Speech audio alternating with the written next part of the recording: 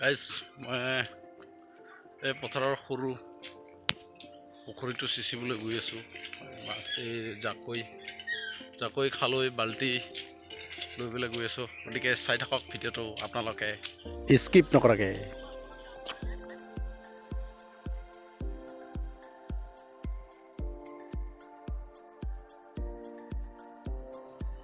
এইটো পুখুৰী হেৰি নাই মানে অকণমান জেক সেইবিলাক দিয়া নাই, গছৰ ডাল চাল দিলে হয়, কিন্তু পুখুৰীটো সিঁচাৰ পিছত মই দি দিম।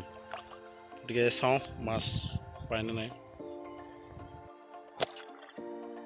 এইটো আছিল আমাৰ পুখুৰী পথাৰৰ মাছ।